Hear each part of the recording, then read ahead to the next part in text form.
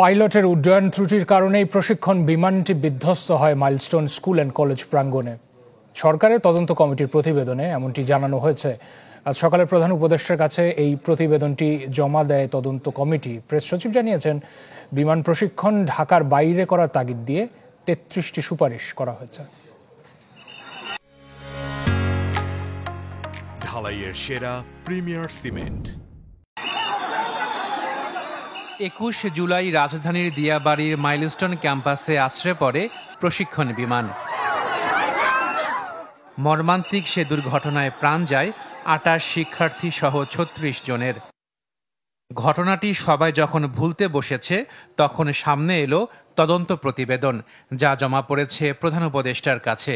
২১ জুলাই রাজধানীর foreign service একাডেমিতে সংবাদ সম্মেলনে প্রেস সচিব জানান, পাইলটের উড্ডয়ন ত্রুটির কারণেই সেদিন মাইলস্টোনে বিধ্বস্ত হয়েছিল বিমান।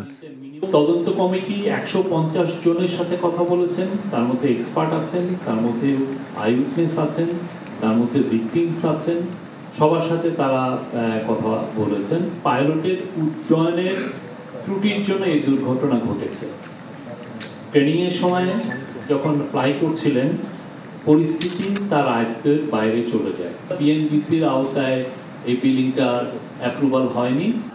শফিকুল আলম বলেন, বিমান বাহিনীর প্রশিক্ষণ ঢাকার বাইরে করার তাগিদ দিয়ে ৩৩টি সুপারিশ করেছে তদন্ত কমিটি।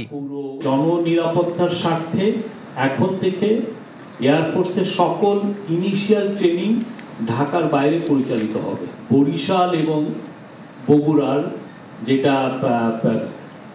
রানওয়ে আছে, সেটাকে যাতে আরো সম্প্রসারিত করা হয়, এই মিটিংয়ে সেটা নির্দেশ দেওয়া হয়। এয়ারপোর্টের পাশে ফায়ার স্টেশনে যাতে ফোম টেন্ডার থাকে, সেটা বলা হয়েছে, সবসময় এটা নির্দেশ দেওয়া হয়েছে। এক প্রশ্নের জবাবে প্রেস সচিব জানান, দেশের বাইরে আওয়ামী লীগের কার্যক্রমের উপর নজর রাখছে সরকার। হুঁশিয়ারি দেন, দেশে মিছিল মিটিং করলে আইনি ব্যবস্থা নেয়ার।